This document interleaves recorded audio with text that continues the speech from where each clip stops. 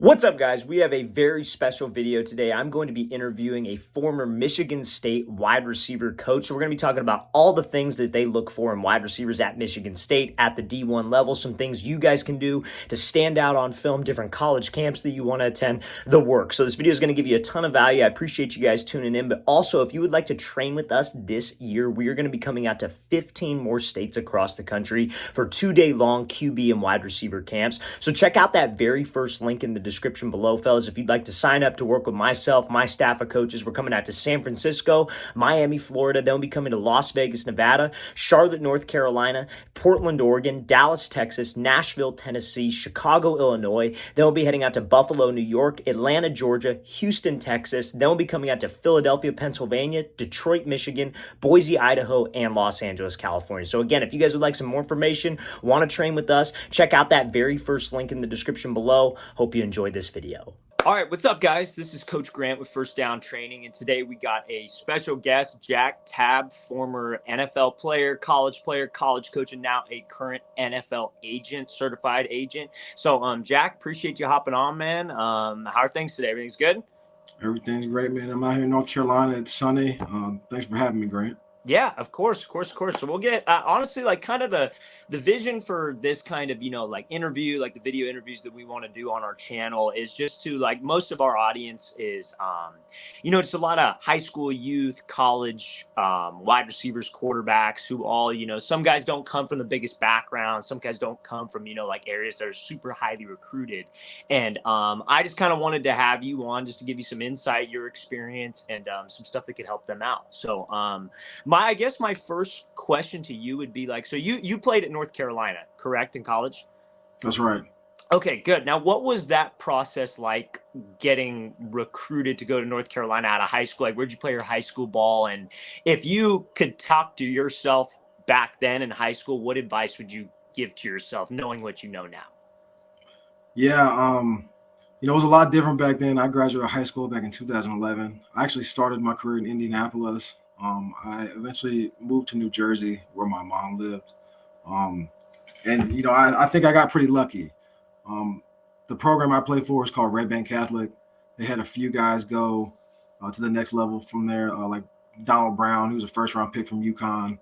He went there a couple years before me. So there was kind of a pipeline there already. So coaches were coming to see us. So I was pretty lucky in that regard. But I had a lot of guidance in terms of how to get my name out there.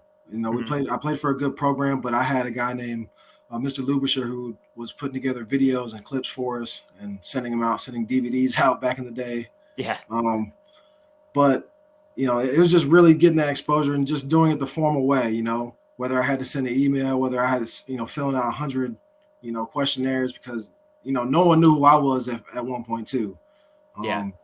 So, it was a lot different.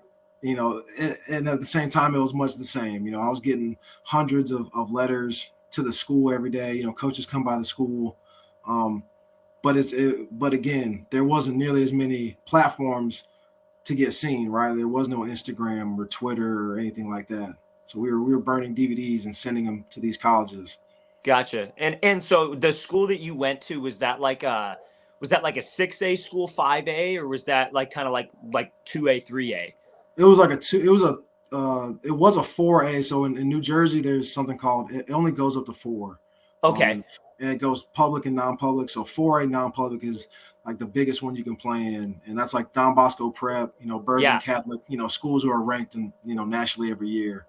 I got to play against those schools as well and perform. So, you play against some big dogs, that also helps.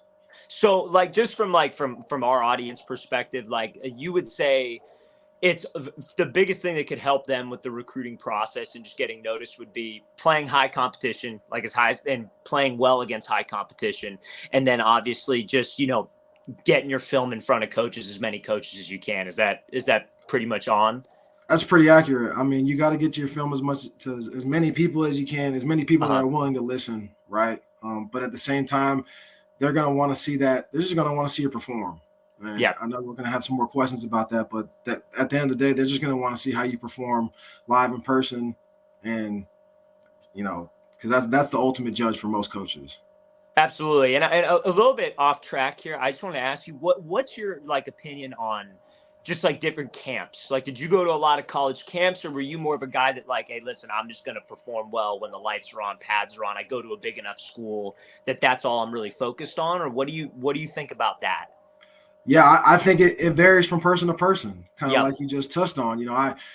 Funny story, Grant. I actually didn't play football my junior year. I thought I was a basketball player still.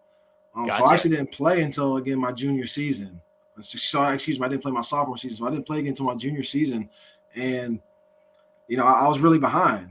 Hmm. Um, but in that same regard, because the competition was so good, me just going out there and playing, I got noticed. From there, I did go to the invite camps. I went to the Nike Invitational, um, which helped even more so. But if I was, let's say I was at a smaller school where coaches weren't coming by as often, just in general, I would definitely recommend going to camps. Yeah. That's the easiest way by far to go get noticed and put on the map. Got it. Okay, cool. Great. No, yeah. And I know our audience is going to appreciate that because, I could harp on it. I didn't play the level of college ball that you played. And it's good for them to hear it from somebody who played at that level, because I could harp on it over and over again. But, obviously with your background, you have that kind of credibility. So that's good. That's great to hear. So after your playing career ended, you went from North Carolina. And then I think I read you played for the Saints, correct? That's right. Yeah, I played for the Saints for a year. I got hurt, unfortunately. Tore my ACL, MCL, meniscus. Got Um, it. but got to stay there with the team, rehab with the team. Um, so got a great year of experience with them. Yeah, and not many people can say that. You know what I mean? Just to get on the field with any team like that, that's definitely an accomplishment. So what was your because after you played with the Saints, what was your transition or what was the reasoning you wanted to get into coaching? What was that process like? Yeah, it was pretty natural. Hmm. I had a really good relationship with my coaches at North Carolina, both who had both went on to be head coaches, Walt Bell and Seth Luttrell, who was the head coach at North Texas at the time. I finished up playing. I played in a couple of the other leagues before. This is before XFL and USFL or the new leagues. There was something called the Spring League. Played in that actually with Johnny Manziel. So it was pretty funny watching that documentary Okay. the other day. Um, but yeah, after that, exhausted. I went to a ton of workouts and just at that point, I wanted to still be involved in the game. I knew I could get my master's degree as well. Um, at that point, I wasn't sure if I wanted to coach my whole life, but I knew I really loved ball still, and I wanted to, help some guys like me. Got it. Yeah, no, that makes a lot of sense. That's similar to see. I got into coaching much young. I didn't have a professional career, obviously, so I got into coaching right after my college career, and it was for a lot of the same reasons. It's a little bit different route. I went down like the private coaching route and a lot of the social media stuff that we do, but for a lot of the same reasons. So I can definitely Mhm. relate to that. So you were at North Texas and then Michigan State. Is that correct? Correct. Were those the two schools? Yep. Got it. And then, so at Michigan State, you were a receivers coach. Yep. And then at North Texas, I was O line and then receivers at the end. Got it. So when you're at Michigan State, what are you guys looking for in a receiver? Like, what are some things that like, because that's a big portion of our audience, and like this is great because they get to hear it from the horse's mouth. Like, what is a college? What were you guys looking for in receivers, and what were you trying to scout for? Definitely. The one thing, shout out to Coach Hawkins. He's a fantastic coach, and we would sit in the room and talk about, recruiting strategies for hours. I think it really depends on what we were looking for and what we had in the room already, first Hmm. and foremost. So, if we got a bunch of speed guys already, a bunch of little guys, we're going to try and go get some size, what have you, you know. But at the end of the day, bare bones, we're looking for guys who are physical, who are fast, smart, and physical. Got it. Guys that can get in and out of breaks, guys that know how to play fast, play with pad level, and really are really some competitors at the end of the day. You know, everyone looks at measurables and things like that, but at the end of the day, me and Hawk like to get to know the kid. And I want to know, it sounds cheesy at the end of the day, but I need a kid that loves ball. Yeah. Like I need a kid that loves ball, that wants to, devote the time and effort to it as well. Because as you know, as a coach, we only get so much time with them. Yep. and they got to 100%. want it themselves. Absolutely. And like, so what are some of those things like, so you're looking for guys to get in and out of breaks. You're looking for guys that are speed, explosion, physical. What are some of the things that you see like on their film that check those boxes? Like specifically, like, are there like certain things you guys look for, or you could just tell right off the bat because you guys watch so much tape, you know? Yeah. So you definitely just notice, some speed on tape. Some things are, Hmm. obviously based on maybe some conditions and competition, it might be a little harder to tell, but I'm looking for speed off the line of scrimmage. Yep. I'm looking for those first three steps. How much separation is he getting? How much separation is he getting at the top of the route? Hmm. Whether it's a go and he's stacking them to get that last bit of separation, or whether it's a slant getting off the line of scrimmage. How much separation does this guy create? Okay, and then right after that is going to say, how creative is this guy after once he has the ball in his hands? And I all the athletic measurements that we take after that, I just need to match up with the film. So Yep. let's say you got some great film. We send it and say, hey, and I want to specify this when I say camps. I don't mean going to all those, promo camps. If you got a specific school, the camps that I would recommend would be a mega camp that is hosted by a college, whether Yes. that be a smaller college, whatever college in your area. If they have those super camps where multiple colleges are going to be there to get eyes on you, that is your best option to get looked at. Yes. And so when you or Coach Hawk or whoever, when you guys were at those camps, you're looking for that specifically in those receivers, like how fast are they off the ball? How much separation are they getting at the top of the break? So like one-on-ones and drill work, those are the things that you guys are probably paying. Like obviously if some guy runs a crazy 40 timer's got crazy size, like he turns some Mm-hmm. heads. But in terms of drill work and in terms of, they're in one-on-one, 7-on-7, whatever's going on at the camp, that's what you guys are looking for. Correct. And then Got it. and then some IQ, right? Like how Yep. savvy is this guy? Like that would then be another separator. Like how savvy is this guy in terms of just knowing ball, Hmm. Because that's not necessarily an easy task. I mean, like I said, I went to a really good high school and I had some great coaches, which is really irreplaceable. But even then, I was still green in terms of football knowledge, Yep. getting 100, to the next level. 100%. Like that's what we focus a lot on, especially with this, like our YouTube channel is like, it's just, we're trying to hammer home like the IQ side of things. Cause we know that not a lot of people get that. And that's great to hear. That shows that we're really on, a lot of these kids are on the right track and learning those things, but it's got to obviously be a combination of both. So if you're talking to an athlete, because a lot of our athletes that listen to this or watch this, they, have aspirations of playing at that, the highest college level, like one that you coached at. And, besides the obvious things like, hey, you got to work hard, work ethic, what are some like strategic things? And we may have touched on this already that you would say to them, advice you could give to them to be able to make it to that level. Like, let's say they check all the boxes, like, let's say they have the size, speed, they look Mm-hmm. great on tape. What are some things that they can do to separate from other recruits that may have those boxes checked off as well? Definitely showing some interest in that particular school. Let's say, Hmm.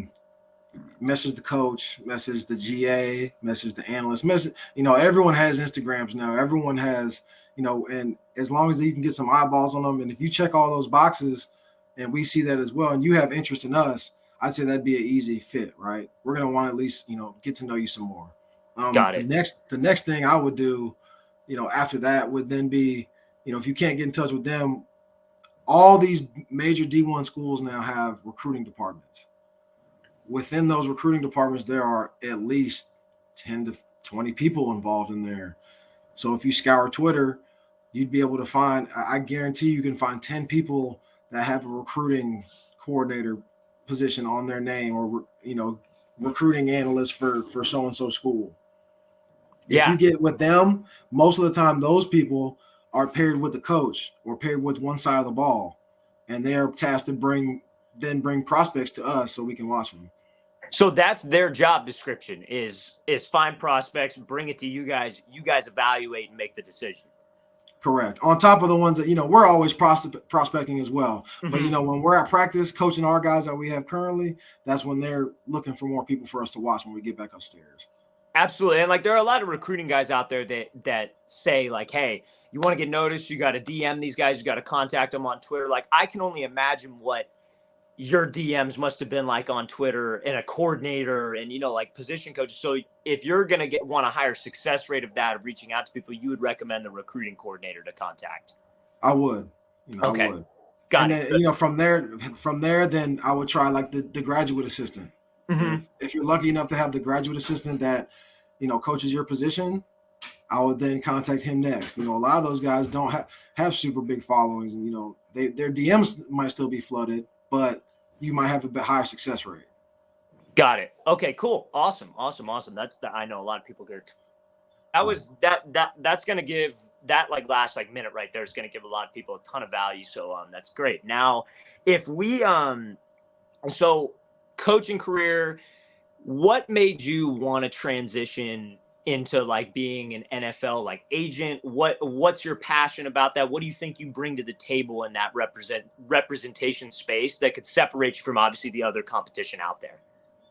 Yeah, man. The one big thing about it was, I love football, and I want to be a part of the game. But the biggest thing that I've gotten from all my time in football as a player, coach, has been the relationships, Mm-hmm. with my teammates, with my players, with my coaches. And, that's been my biggest strength as well, is those relationships. And I got 2 master's degrees, one from North Texas when I was there and one from Michigan State. And really it was time. I talked to a lot of, my colleagues. Like I said, going into coaching, I did have aspirations of being a head coach, but I also have a 5-year-old son.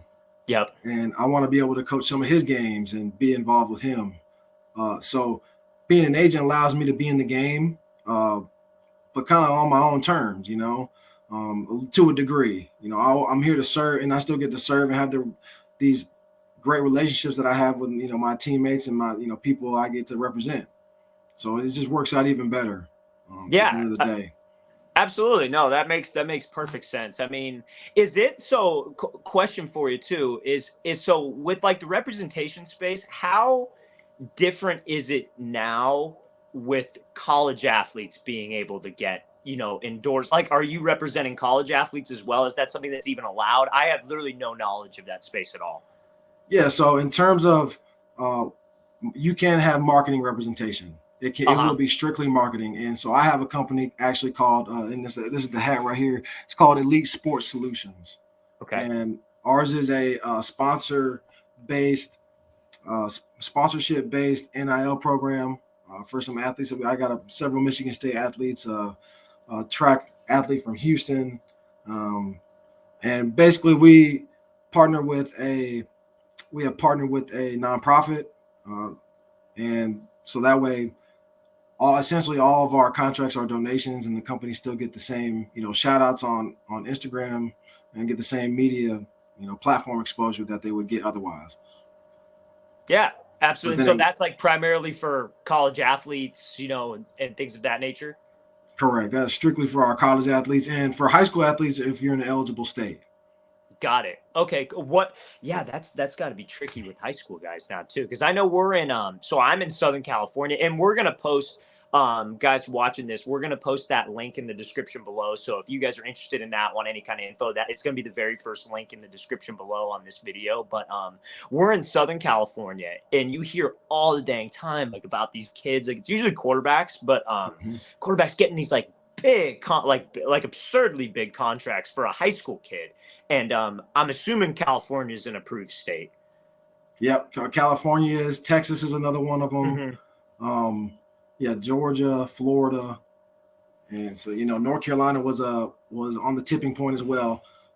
So they'll be the next to follow along, I'd assume.